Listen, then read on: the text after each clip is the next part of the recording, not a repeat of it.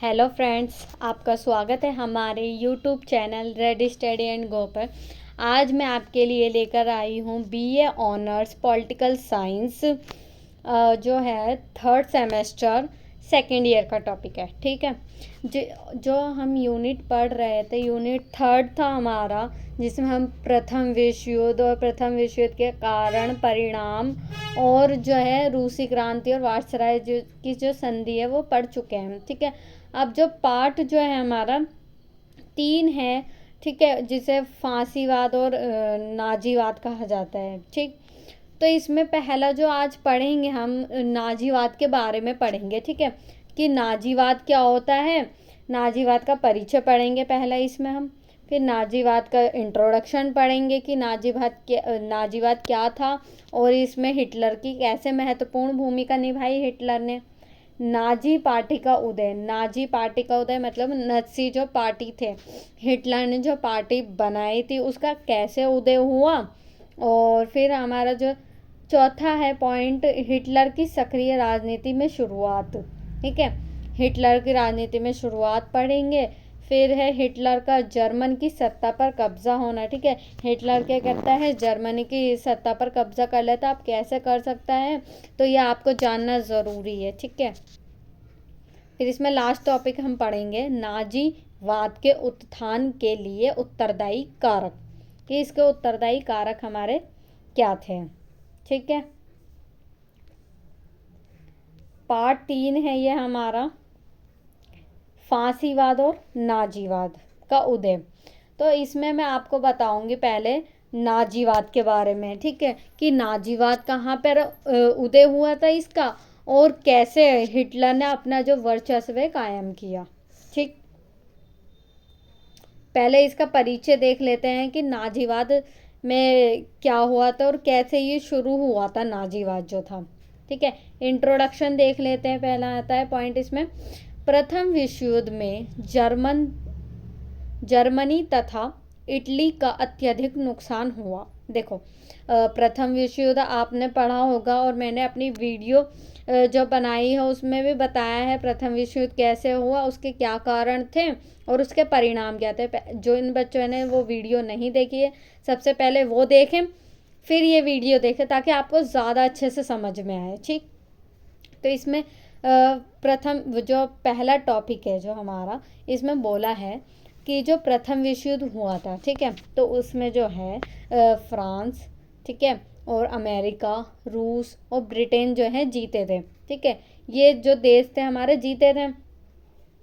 ठीक है, तो जर्मनी और इटली को काफ़ी नुकसान हुआ। इटली जो था वो मित्र राष्ट्र की तरफ से ही था, परंतु उसको ज़्यादा जो है लाभ नहीं दिया, मित्र राष्ट्र ने उसको कुचेल दिया। ठीक है, इटली को, तो इसलिए जर्मनी और जो इटली को बहुत ज़्यादा नुकसान हुआ। तो इस वजह से अब कैसे वहाँ पर नाजीवाद का उदय हुआ और कैसे फांसीवाद का उदय, फांसीवाद जो है नेक्स्ट वीडियो में आएगी। तो पहले आप नाजीवाद को समझे कि नाजीवाद क्या था। इन दोनों देशों में एक राष्ट्रवादी आंदोलन शुरू हुआ। ठीक है, इन दोनों देशों में क्या हुआ था, राष्ट्रवादी आंदोलन जो है शुरू हुआ।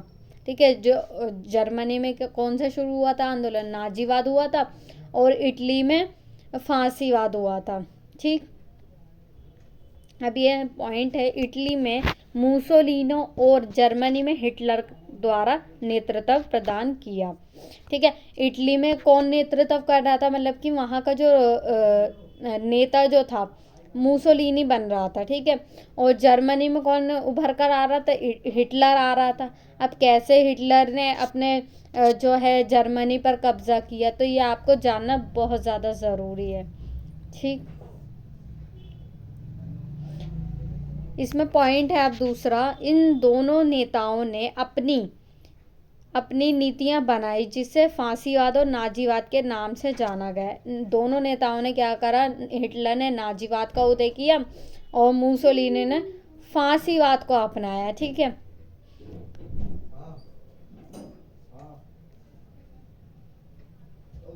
अब हमारा नेक्स्ट पॉइंट है, फांसीवाद और नाजीवाद एक ऐसी प्रणाली है जिसमें तानाशाही, उग्र अथवा अति राष्ट्रवाद, विपक्षीय आवाजों और तत्वों का दमन, अर्थव्यवस्था और समाज पर शासन तंत्र का कठोर नियंत्रण आदि विशेषताएं शामिल है।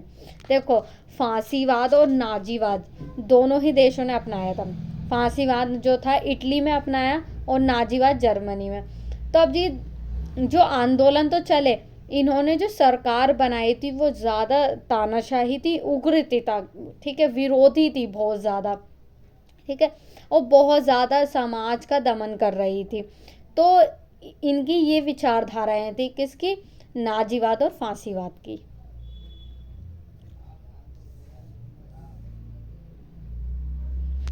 नेक्स्ट पॉइंट है अब हमारा, मुसोलिनो ने फासिस्ट पार्टी का निर्माण किया तथा हिटलर ने नात्सी पार्टी बनाई।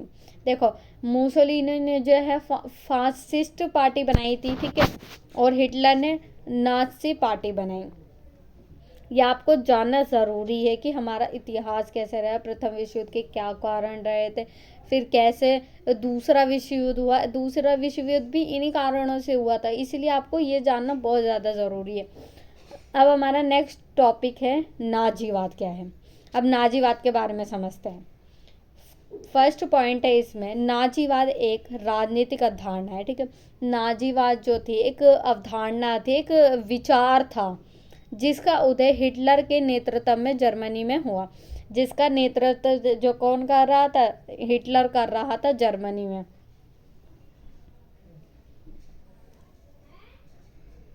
दूसरा पॉइंट है, हिटलर का जन्म 1889 में ऑस्ट्रिया में हुआ, ठीक है। हिटलर का जन्म कब हुआ था? 1889 में हुआ था, ऑस्ट्रिया में हुआ था। तीसरा पॉइंट है इसमें, बचपन में हिटलर को चित्रकला का शौक था, लेकिन उसके पिता चाहते थे कि वह एक सरकारी अधिकारी बने। देखो, इसमें क्या आते हैं, नाजीवाद में थोड़ा इंट्रोडक्शन हमें हिटलर के बारे में भी बताना पड़ेगा कि हिटलर कहाँ पे जन्म हुआ था हिटलर का, ठीक है, और कहाँ पर वह जन्म हुआ था, और उनके पिता जो थे क्या चाहते थे, सरकारी अधिकारी बनाना चाहते थे उनको, परंतु वे नहीं बने, ठीक है। तो ये सारे पॉइंट है इसके। चौथा पॉइंट है, ऑस्ट्रिया को छोड़कर वह 1912 जर्मनी चला गया, ठीक है। ऑस्ट्रिया को छोड़ दिया और जर्मनी आ गया। कौन? हिटलर। पांचवा पॉइंट है, हिटलर कट्टर यहूदी विरोधी तथा साम्यवाद का विरोधी हो गया था। देखो, हिटलर जो था यहूदियों का विरोधी था। यहूदी कौन होते हैं? जो जर्मनी में लोग रहते थे, तो वो वहाँ पर यहूदी भी लोग रहते थे। यहूदी का मतलब है वहाँ एक जैसे समाज में अलग अलग जाति वर्ग के लोग रहते, तो वहाँ पर उस प्रकार की जाति थी, यहूदी जाति।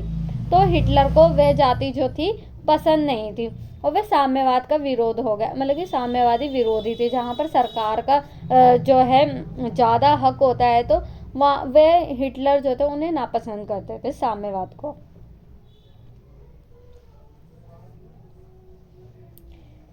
सिक्स पॉइंट है, प्रथम विश्व युद्ध के समय वह सेना में भर्ती हो गया। पहला जो विश्व युद्ध हुआ था हमारा पूरे विश्व में, तो हिटलर जो था भर्ती हो गया था सेना में। वह युद्ध में घायल हो गया। अब युद्ध जो था वो किसकी तरफ से कर रहा था? जर्मनी की तरफ से। उसे जो युद्ध लड़ रहा था उस टाइम, तो वह घायल हो गया था। इस बहादुरी के लिए उसको पुरस्कार भी दिया। अब भाई लड़ा और वो घायल भी हुआ, तो उसे पुरस्कार भी दिया गया, ठीक है। सातवां पॉइंट है हमारा, युद्ध में जर्मनी को मिली हार हिटलर के लिए अविश्वसनीय व असहनीय थी।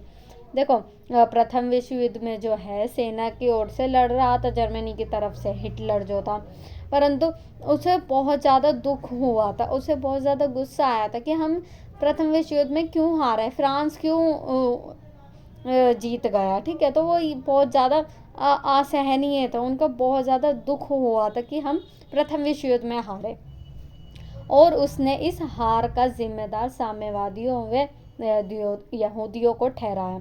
साम्यवादी जो सरकार के जो जितने भी प्राइवेट सेक्टर होते हैं वहाँ से हटाकर सरकार जहाँ पर बनती है, ठीक है, सरकार का नियंत्रण होता है पूरे राज्य पर, ठीक। और वे यहूदी विरोधी थे। यहूदियों के जो विचार लोग रहते थे वहाँ के समाज के लोग, तो उन्हें नापसंद करते थे।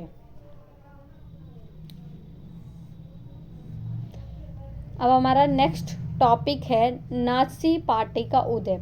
कि इसे नाजी पार्टी भी कहते हैं हम,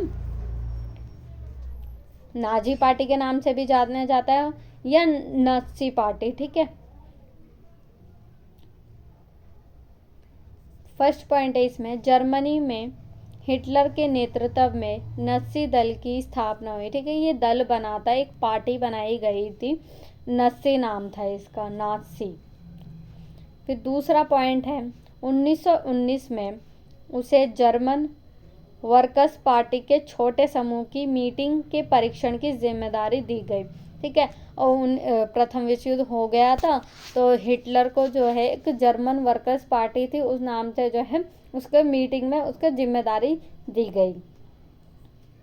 नेक्स्ट टॉपिक पॉइंट है हमारा, हिटलर ने इस पार्टी में अपना अत्यधिक योगदान दिया। जो पार्टी थी जर्मन वर्कर्स पार्टी, इन्होंने बहुत ज़्यादा योगदान दिया और पार्टी में सदस्यों की संख्या बढ़ाई, और पार्टी में जितने भी सदस्य थे उनकी संख्या को हिटलर ने क्या करा, बढ़ा दिया। जर्मन वर्कर्स पार्टी का नया नाम national socialist German labour party रखा गया, जिसे साधारण शब्दों में नाजी पार्टी कहा जाने लगा, ठीक है। फिर जो है उसका जर्मन वर्कर्स पार्टी का नाम जो है हिटलर ने बदल दिया और national socialist German labour party का जो है इसकी स्थापना करी, ठीक है। इसको जो है शॉर्ट में बोले तो नाजी पार्टी भी कहा जाता है, ठीक है। तो ये नया नाम जो है हिटलर ने दिया था।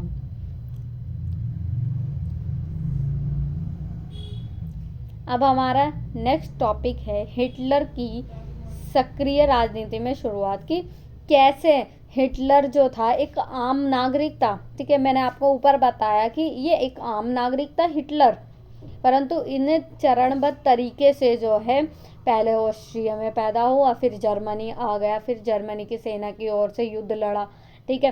फिर वहाँ की पार्टी बनाई वहाँ पर, ठीक है। और उसकी जो है फिर राजनीति में कैसे प्रवेश किया, तो आइए हम जानते हैं।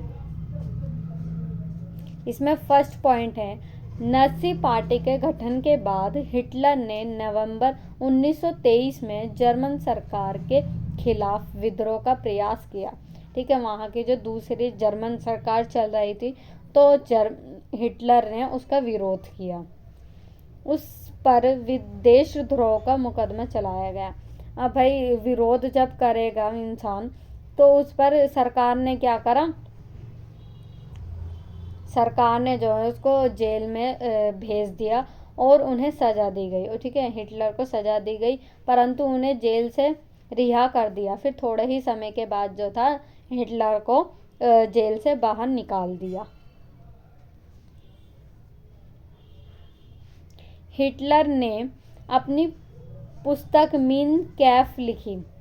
मीन कैफ जो थी, इन्होंने एक पुस्तक लिखी थी हिटलर ने, जिसमें हिटलर ने अपने राजनीतिक लक्ष्यों का वर्णन किया था, ठीक है। इन्होंने जो है अपने राजनीतिक लक्ष्य क्या थे उसके, हिटलर के, वह उसके किताब के में लिखा था इन्होंने।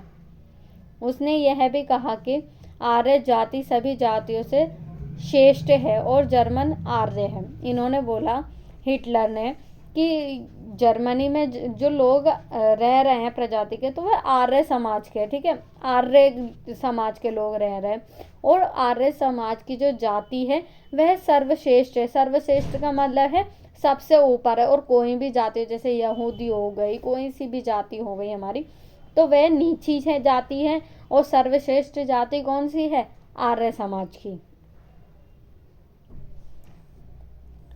अब हमारा नेक्स्ट टॉपिक है हिटलर का जर्मन की सत्ता पर काबिज होना। काबिज का मतलब है यहाँ पर कब्जा करना, ठीक है। कि हिटलर ने कैसे जर्मनी पर अपना कब्जा दबदबा कायम जो है कर लिया था। फर्स्ट पॉइंट आ जाता है इसमें हिटलर की आत्मकथा। इन्होंने आत्मकथा लिखी थी जेल के अंदर ही, मेरा संघर्ष इन्होंने जो है किताब लिखी, जिसमें उसने अपने महान जर्मन राज्य के स्वप्न और राजनीतिक विचारधारा की व्याख्या की थी और लोकप्रियता भी बढ़ने लगी। ठीक है, इन्होंने जो है अपनी पुस्तक लिखी थी, आत्म कथा लिखी थी, मेरा संघर्ष। ठीक है, इन्होंने अपने बारे में बताया कि राजनीतिक विचारधारा क्या होती है उनकी, और राजनीतिक विचारधारा के बारे में इन्होंने व्याख्या की। और जो है ये किताब जो थी इनकी, मेरा संघर्ष सबसे ज़्यादा पॉपुलर हो चुकी थी और लोग जो है इसको पढ़ने में अपनी रुचि दिखा रहे थे उस समय।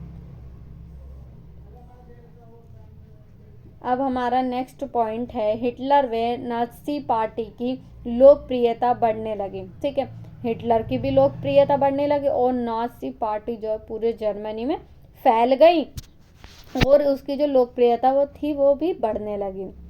पार्टी की सदस्य संख्या में तेजी से वृद्धि होने लगी। पार्टी में जितने भी सदस्य थे वह बढ़ने लगे थे। नेक्स्ट पॉइंट है नाज़ी पार्टी दूसरी सबसे बड़ी पार्टी बन गई। नाज़ी पार्टी पहले जो थी पार्टी बनी हुई थी, फिर दूसरी सबसे बड़ी पार्टी जो है नाज़ी पार्टी जो है जर्मनी में उभर कर सामने आई। नेक्स्ट पॉइंट है 30 जनवरी 1933 को हिटलर प्रधानमंत्री पद के लिए नियुक्त किए गए। ठीक है, हिटलर को जो है प्रधानमंत्री के पद पर बना दिया गया उसे।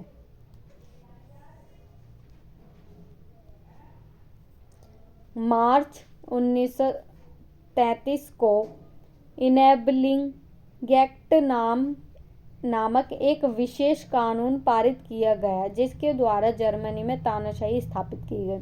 ठीक है, इन्होंने अपना जो है एक एक्ट जो है या कानून जो है हिटलर ने लाया, जिसे जहाँ पर जर्मनी में क्या हो गया, जर्मनी में तानाशाही जो है स्थापित हो गई।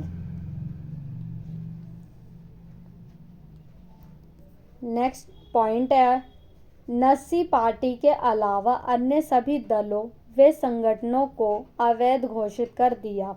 ठीक है, इन्होंने नाज़ी पार्टी जो है सबसे बढ़ चढ़कर जो है खड़ी हो गई और वहाँ के जितने भी दल थे और संगठन थे उनको जो है अवैध घोषित कर दिया। अवैध का मतलब उनको मान्यता से जो है हटा दिया गया। जितने भी दल थे वहाँ पर, जितने भी पार्टी के सदस्य थे, लोग थे, और केवल जो है नाज़ी पार्टी ही पूरे देश में छाई हुई थी। नेक्स्ट पॉइंट है सेना, मीडिया, न्यायपालिका पर अपना नियंत्रण कर लिया। ठीक है, हिटलर ने क्या करा, सेना पर अपना नियंत्रण कर लिया, मीडिया, टीवी चैनल वाले पर, न्यायपालिका पर जो है अपना नियंत्रण पूरी अच्छी तरीके से कर लिया। अब हमारा लास्ट पॉइंट है इसमें 1934 में राष्ट्रपति हिंडेनबर्ग की मृत्यु के बाद 1934 में जो है राष्ट्रपति हिंडेनबर्ग की मृत्यु हो गई। हिटलर के द्वारा एक जनमत संग्रह कराया गया। हिटलर ने बोला कि भाई जनमत संग्रह करवा लेते हैं, जिसमें 4 करोड़ मतदाताओं ने हिटलर को प्रधानमंत्री व राष्ट्रपति के रूप में स्वीकार किया। देखो, वहाँ के जो राजा थे पहले राष्ट्रपति थे, हिंडेनबर्ग थे। ठीक है, उनकी मृत्यु हो गई तो भाई जनता ने सोचा कि हिटलर जो है उनका जो हिटलर थे उनका नेतृत्व भी बहुत ज़्यादा आकर्षक था, लोग उनसे प्रभावित हो जाते थे। इस वजह से जो है मतदाताओं ने, मतदाता कौन होते हैं, जो वोट डालने वाले व्यक्ति होते हैं, उन्होंने जो है प्रधानमंत्री और राष्ट्रपति पद के लिए जो है इन्हें स्वीकार किया गया। अब हमारा लास्ट टॉपिक है, इसमें समझते हैं हम नाजीवाद के उत्थान के लिए उत्तरदायी कारक, कि नाजीवाद जो है क्यों लाया गया। अब भाई हम आपको तो पढ़ाया आपने कि हाँ भाई नाजीवाद जो है जर्मनी में हुआ, ठीक है। और राष्ट्र जो है हिटलर कैसे आया जर्मनी में, अपनी सत्ता कैसे कायम कर ली, तो उसका कुछ रीज़न भी तो होता है। जब हम कुछ पार्टी बनाते हैं, कुछ उद्देश्य के लिए ही तो काम करते हैं हम, कुछ भी काम जब स्टार्ट करते हैं तो हमारा कोई पर्पज़ होता है, जब हम कुछ काम करते हैं, स्टार्ट करते हैं। ठीक ठीक है।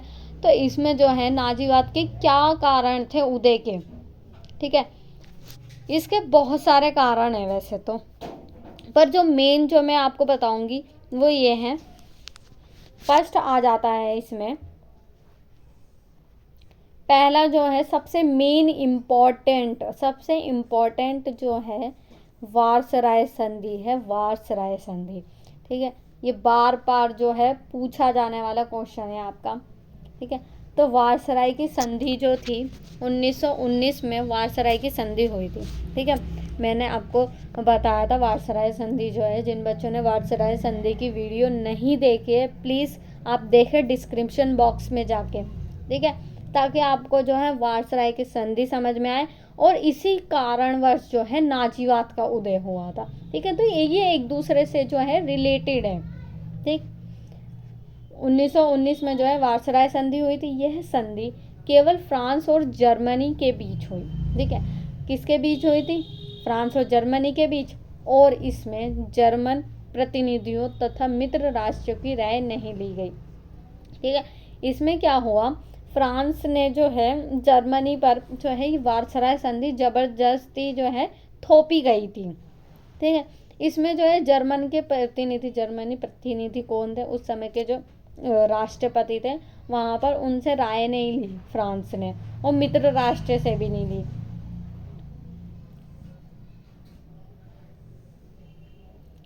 और जर्मन प्रतिनिधियों को इस संधि पर हस्ताक्षर करने के लिए मजबूर किया गया था।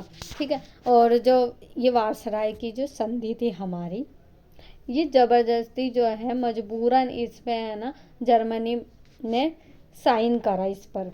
इस संधि के तहत जर्मनी के कई क्षेत्र थे, जैसे एल्सेस और लॉरेन, और यूरोप से बाहर के उसके सभी उपनिवेश जर्मनी से छीन लिए गए और सैन्य शक्ति पर प्रतिबंध लगा दिए गए। ठीक है, देखो जो है जर्मनी ने भी जो फ्रांस पर कब्जा करा था अपना। ठीक है, फ्रांस में 2 शहर हैं, एल्सेस और लॉरेन, तो वहाँ पर अपना कब्जा करा था जर्मनी ने।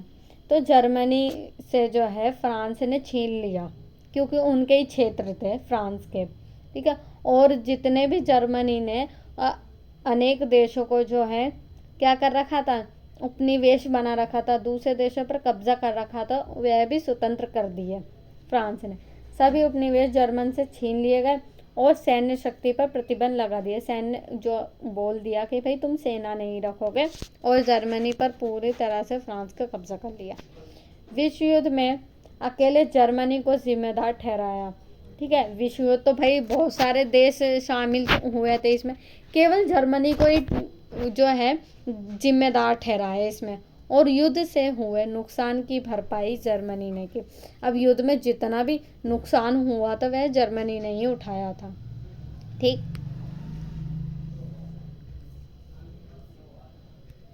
और यह संधि जर्मन वासियों के लिए एक अन्यायपूर्ण थी, क्योंकि भाई इनकी राय नहीं ली किसी ने। ठीक है, और इस वजह से जो है जर्मन वासियों को बहुत ज़्यादा नुकसान हुआ।